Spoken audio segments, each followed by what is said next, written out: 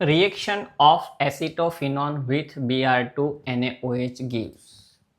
अब एसिटोफिनॉन, इसके ऊपर जाओ उससे पहले आपको ये याद आना चाहिए कि ये हमें हेलो फॉर्म रिएक्शन याद दिलाती है और कुछ नहीं है। आपको पता हो तो RC double bond O CH3, जिसे मैंने शायद नाम आगे दिया था मिथाइल कीटोन। अगर मिथाइल कीटोन है तो मिथाइल कीटोन की NaOH मतलब बेस विथ Br2 रिएक्शन होगी तो हमें RC double bond O minus plus CHBr3 मतलब हमें carboxylate anion plus bromo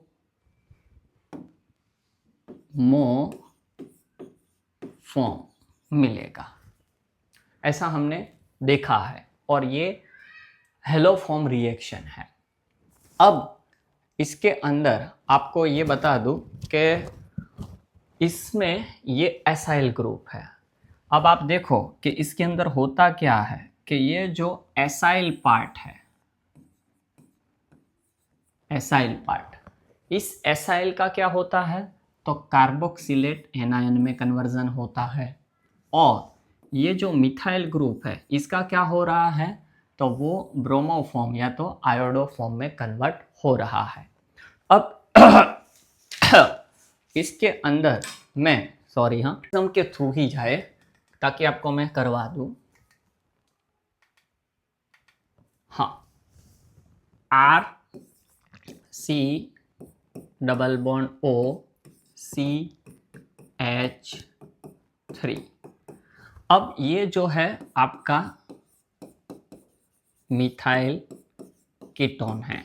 okay, अब आप ये समझो कि यहाँ पर ये जो है कार्बोनिल ग्रुप है तो ये अल्फा कार्बन है तो अल्फा हाइड्रोजन है और अल्फा हाइड्रोजन क्या है एसिडिक है, तो बेस तो हम ले ही रहे हैं OH माइनस, तो होगा क्या बेस के साथ रिएक्शन करने से या यहाँ पर अटैक करे और ये यहाँ पर जाए तो पहले RC double bond OCH negative charge और माइनस H2O, तो ये एनायन फॉर्म हुआ।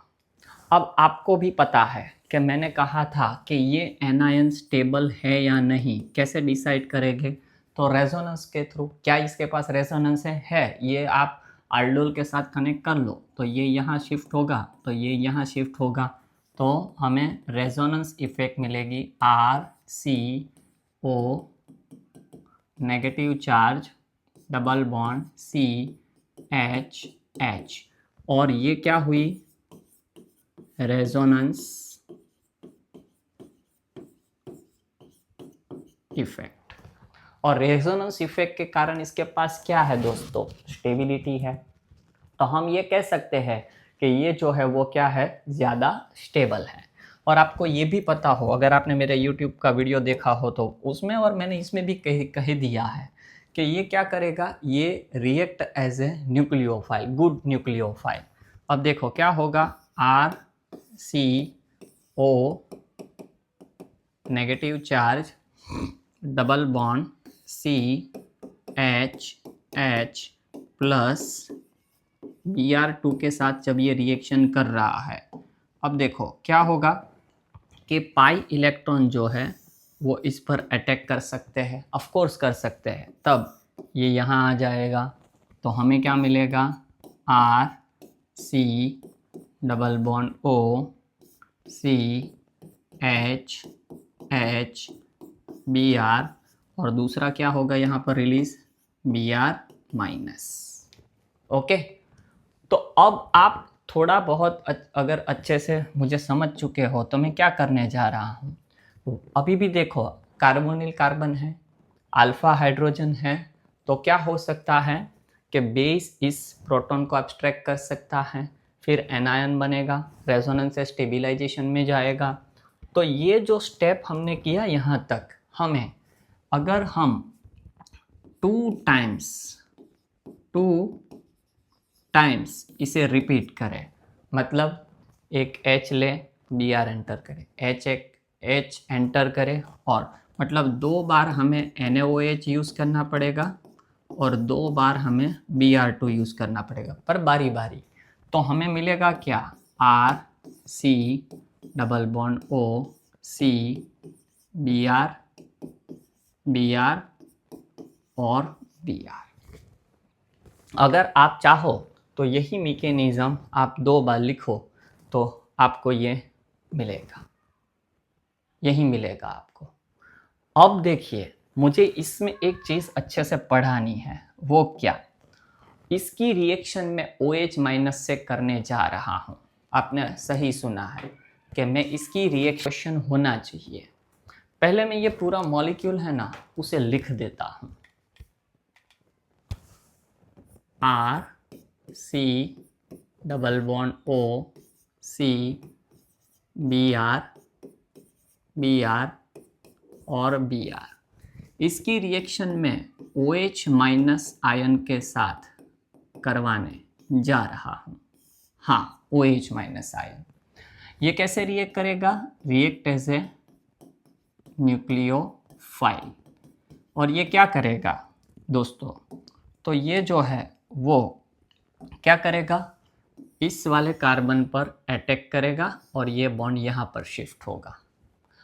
पहला क्वेश्चन आपका ये होना चाहिए कि सर ये भी तो पार्शियल पॉजिटिव चार्ज में होगा। ऑफ कोर्स होगा, ऑफ कोर्स होगा, बट आप वो भी करके देख लेना। तो हमें मिलेगा क्या, RCO negative charge, OH C Br और Br, ये मिला।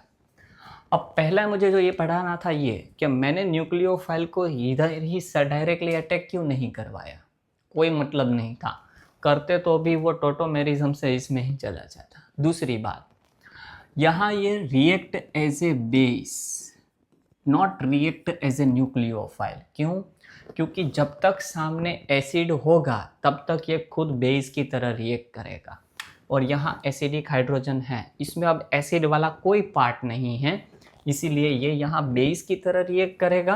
पर अब इस मॉलिक्यूल के अंदर अब कोई भी एसिड नहीं है, इसीलिए ये अब रिएक्ट एज ए क्या है, न्यूक्लियोफाइल। पहला क्वेश्चन ये होना चाहिए था। 2 बार OH रिएक्शन में इन्वॉल्व हो रहा है, पर 2 अलग अलग तरीके से हो रहा है। रीज़न क्या है, यही रीज़न है। दूसरी बात, इस OH ने यहीं क्यों अटैक किया, क्यों यहाँ इस वाले कार्बन पर अटैक नहीं किया।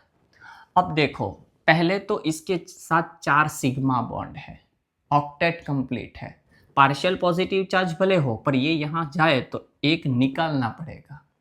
दूसरी बात, यहाँ पर पाई इलेक्ट्रॉन है जो इजीली शिफ्ट हो सकते थे, तो कौन सा वे इजी है, ये वाला।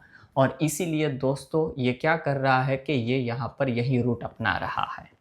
अब आगे का जो रूट है वो क्या है, वो ये यहाँ पर शिफ्ट हो तो ये वाला पैर सिग्मा CC बॉन्ड क्लीवेज होगा, और हमें क्या मिलेगा यहाँ से, RC double bond OH plus C Br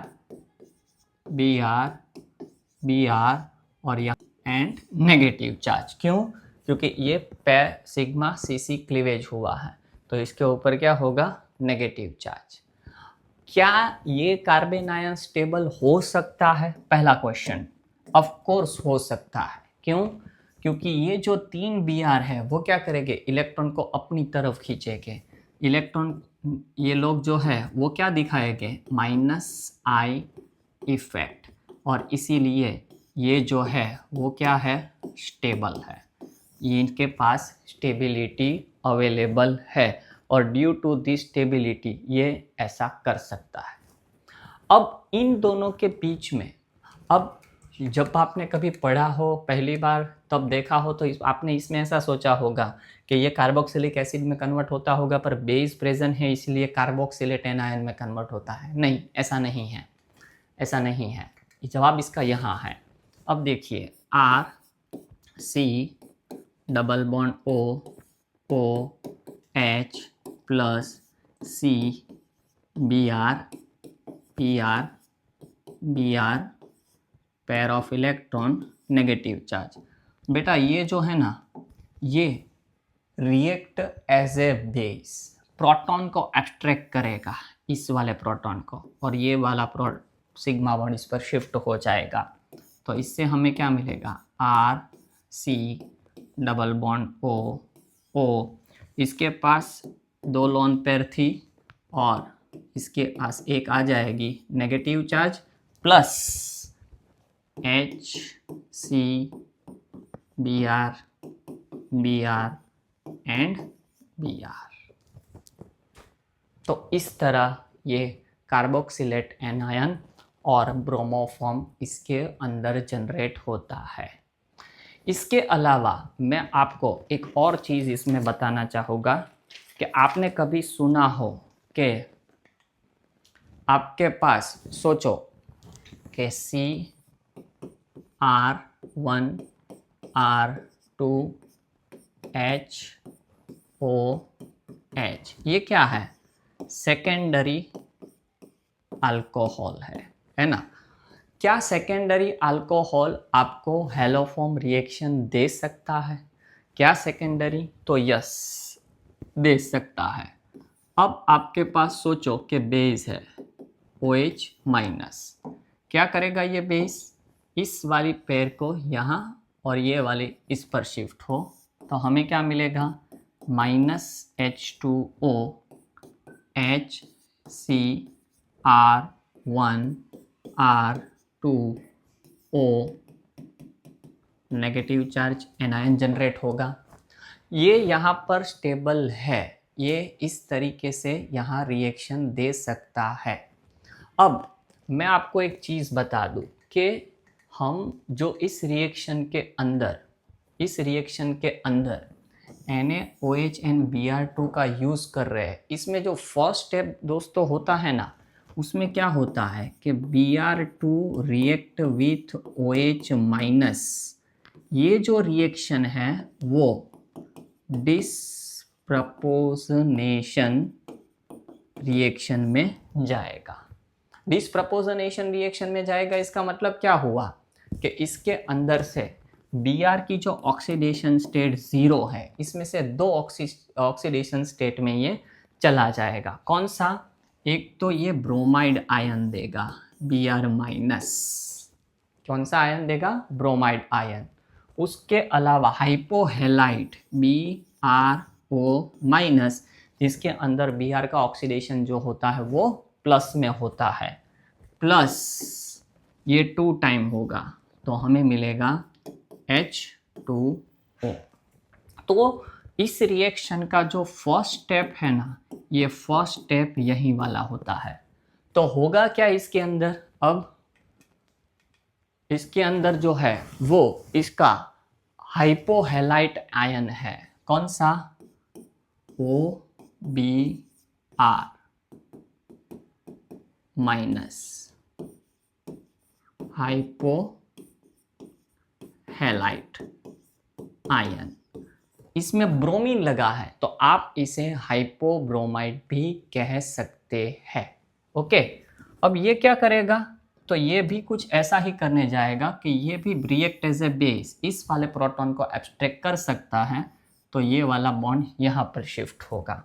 तो हमें क्या मिलेगा इससे, ये रिएक्ट एज ए यहाँ पर बेस, ये बेस की तरह रिएक्ट करेगा। क्या करेगा? एसिडिक प्रोटॉन को एब्स्ट्रैक्ट कर लेगा, तो हमें क्या मिलेगा, C double bond O R1 R2 plus BrOH। आप यहाँ पर अलग अलग तरीके से सोच लो कि सपोज ये आपका मिथाइल ग्रुप है, ये क्या है आपका मिथाइल ग्रुप है। तो ये अगर मिथाइल ग्रुप है तो करेगा क्या, हैलोफॉर्म रिएक्शन में चला जाएगा, किस वाली, इस वाले में चला जाएगा। तो आपको ध्यान रखना है कि सेकेंडरी अल्कोहल हो और हाइपोहेलाइट हो तो वो इस तरह रिएक्शन आयोडो फॉर्म में जा सकता है, पर कंडीशन ये है कि यहाँ मिथाइल ग्रुप उसके साथ होना चाहिए। ओके, अच्छा लगा हो तो लाइक कीजिए, शेयर कीजिए और सब्सक्राइब कीजिए। धन्यवाद।